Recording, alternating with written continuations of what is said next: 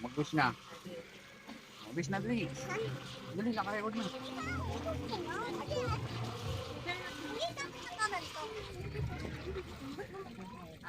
Ikaw na lang mag-wish. Sige.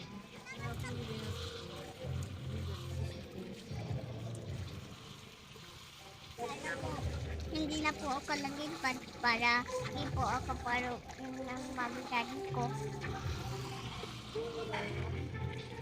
Yeah, bye-bye na. Ay, na. Bye-bye. Wish naman. Okay, now we're here in our cashyard.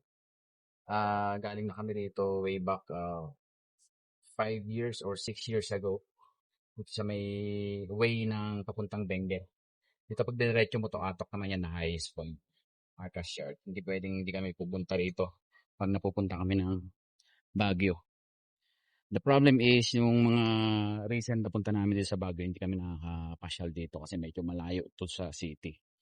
Ngayon, bibisitahin namin dito yung padlock. Yung padlock ng Love of Lock yata yun. Yan, wala na eh.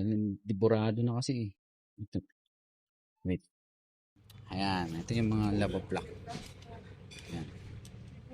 Meron kami rito way back 2017, 2018 yata.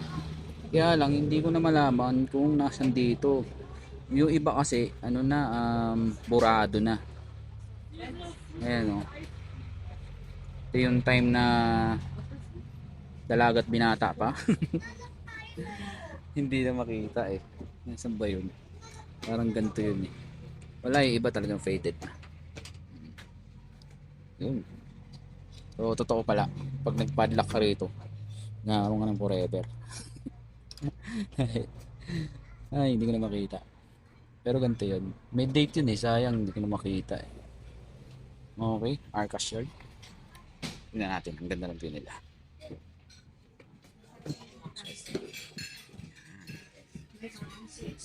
Ay.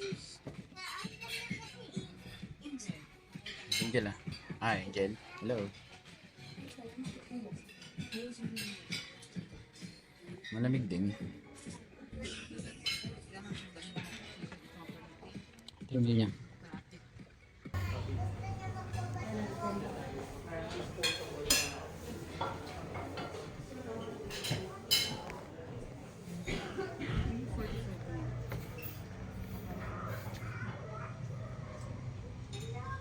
Dito yung may picture ka.